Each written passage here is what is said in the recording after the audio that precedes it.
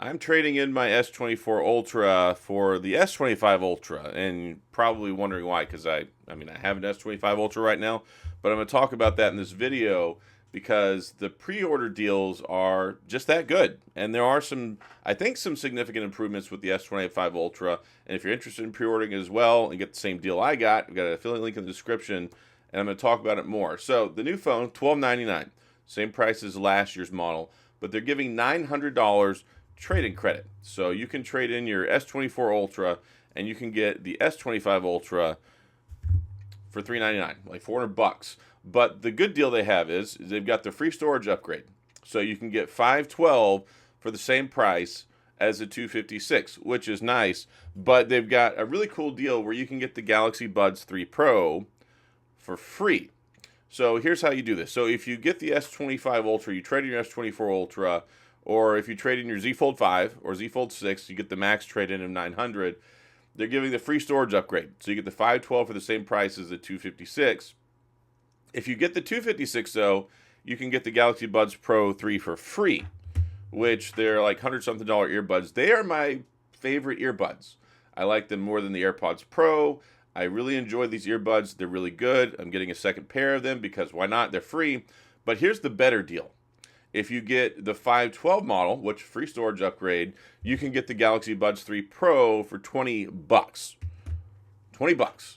That is a fantastic deal, and it helps further build out the ecosystem if you're interested. I got the white ones, so now the white ones will match my Galaxy Watch Ultra, which apparently everybody is envious of.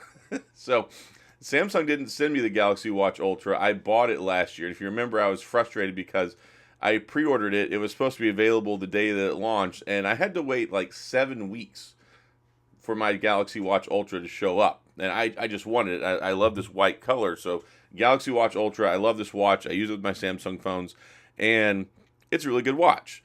Well, that's the deal. Like $900 trade-in, and then you get the earbuds for free, or if you get the 512, which it's a no-brainer. Like don't shortchange yourself. Get the 512, get the extra storage, and then get the buds for $20. So I paid like $430 out the door, and they have pretty decent financing options too. I just used Affirm. I did it like the 4Pay thing. I pay $100 like 4 times, and then it's paid for. But they do have Samsung financing, and then if you do like some of the other like the 4Pay or whatever, they use Affirm and I think Klarna or something like that. They use another one of those. But here's the deal.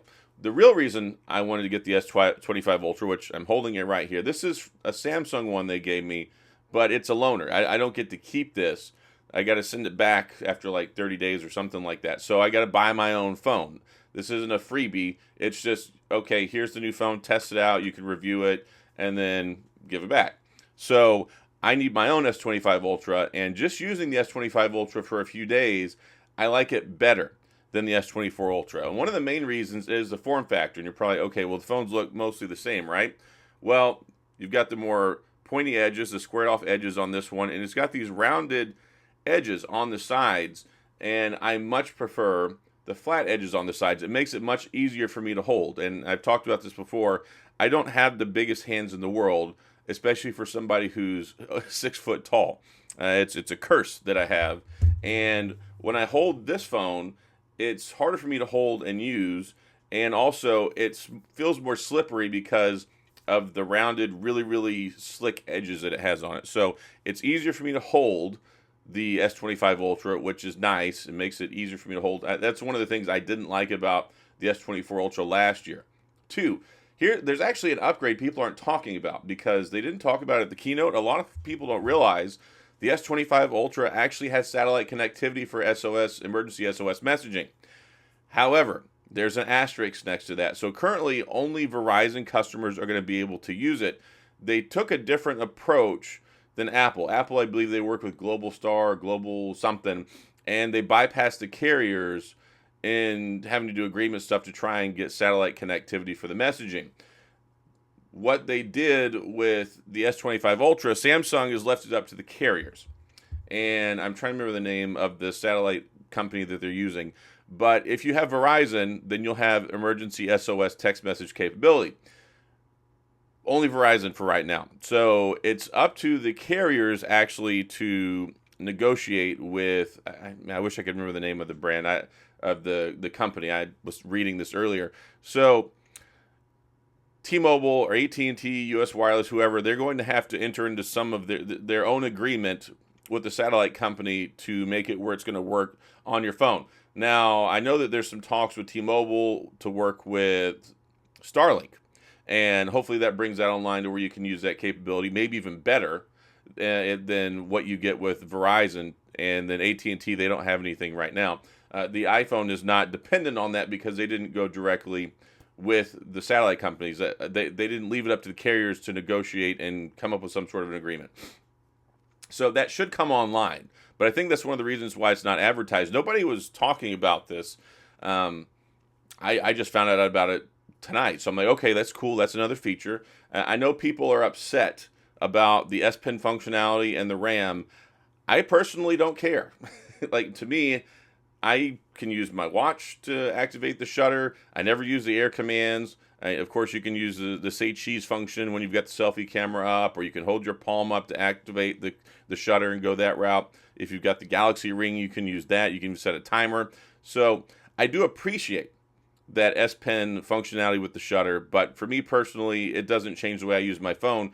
And I actually preferred my Z Fold 6 over the S24 Ultra. So I've been using an S Pen without it anyway for quite a while.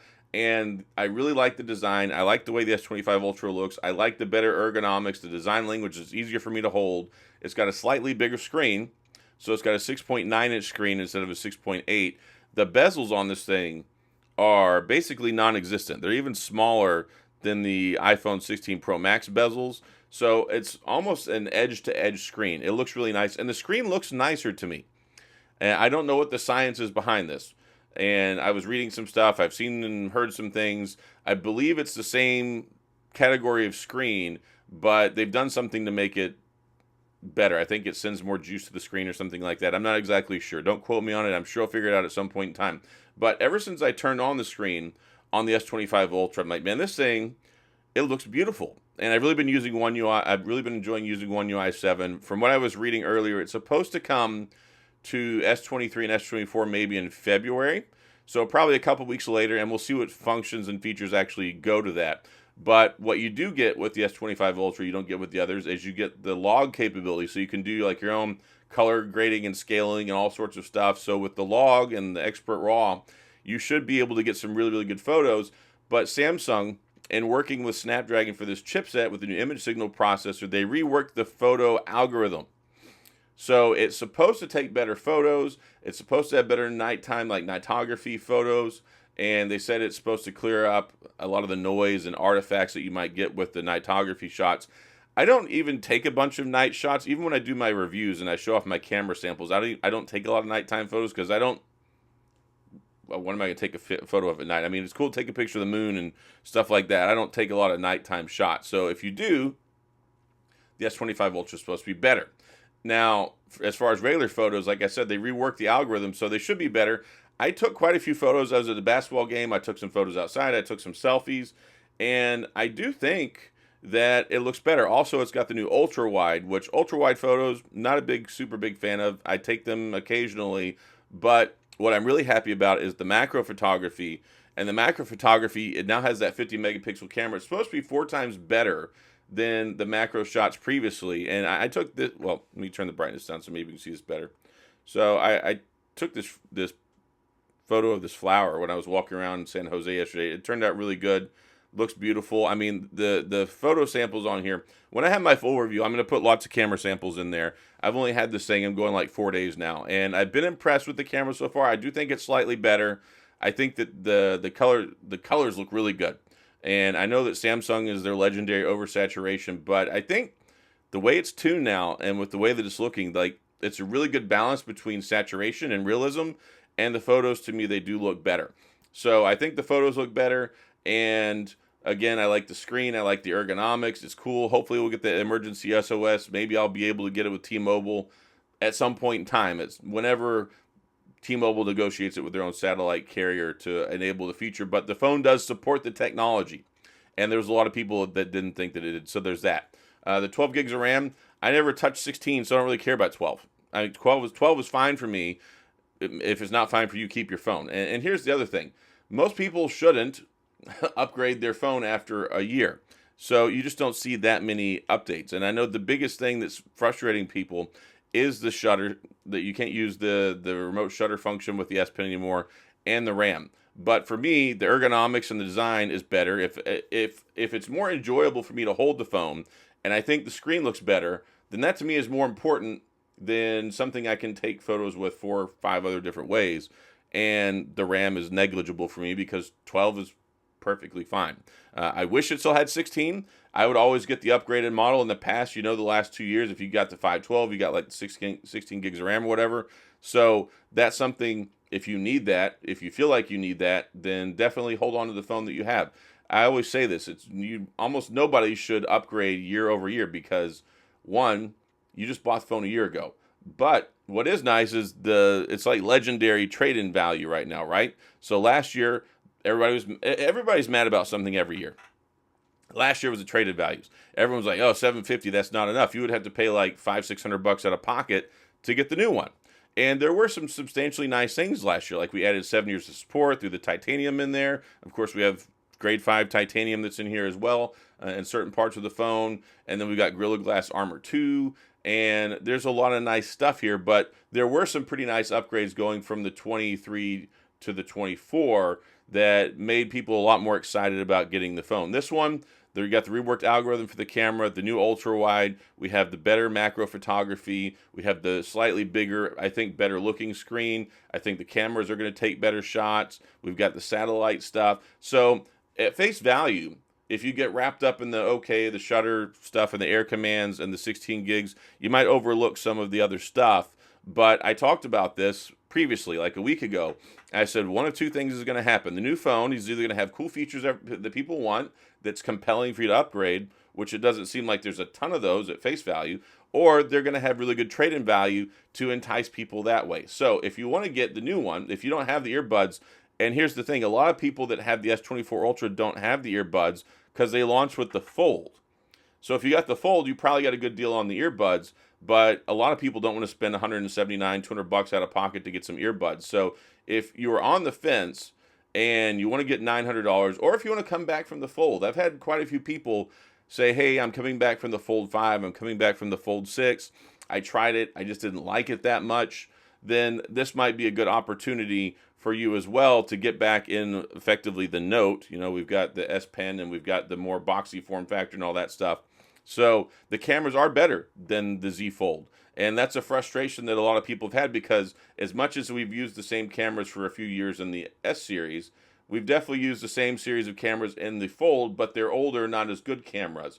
So you're going to get substantially better camera capabilities with the S25 Ultra than you will with the Fold. So if you just weren't that happy with it, and what's most important is the Z Fold 5.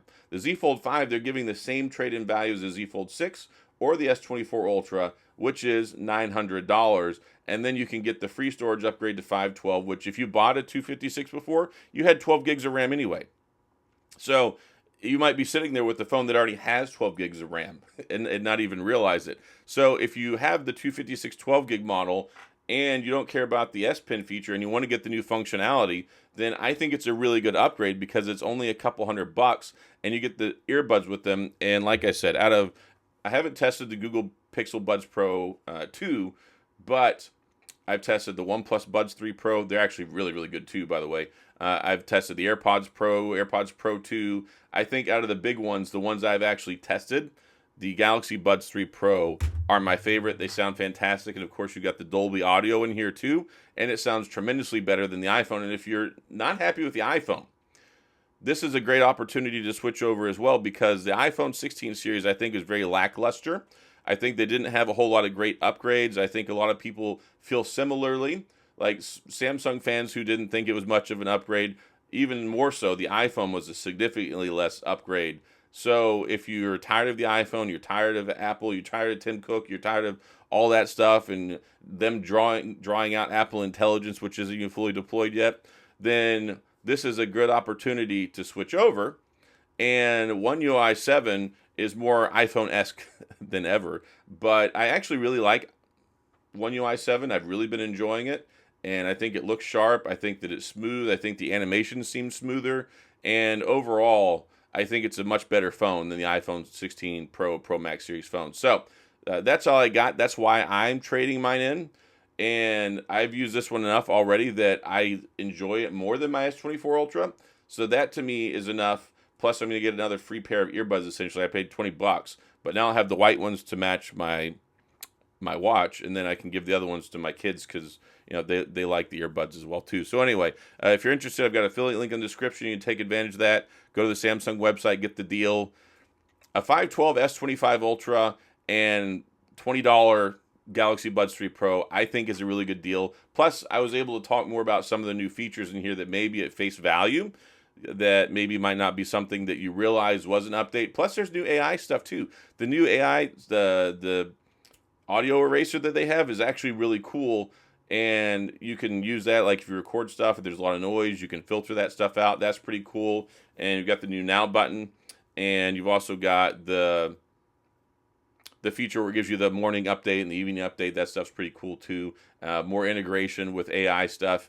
The AI stuff is really not, I think, that compelling for a lot of people, but it's getting better. Generative edit has got better.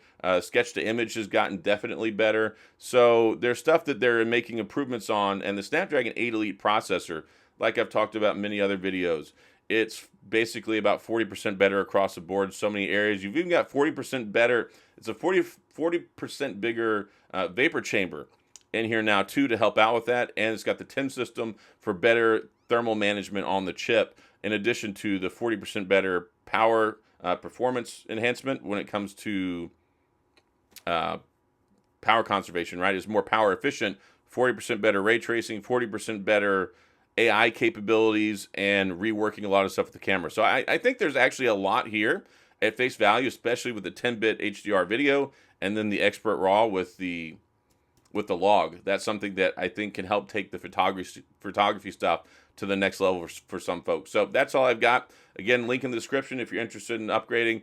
And that's all I got for the video. So if you have any questions, comments, gripes, concerns, complaints, all that stuff, go to the comment section. I'll do my best to get back with you. If you enjoyed the video, please hit the like and the subscribe button and the little notification bell if you want updates when new videos come out. And as always, thanks for being here. I appreciate you watching, and I'll see you guys next time.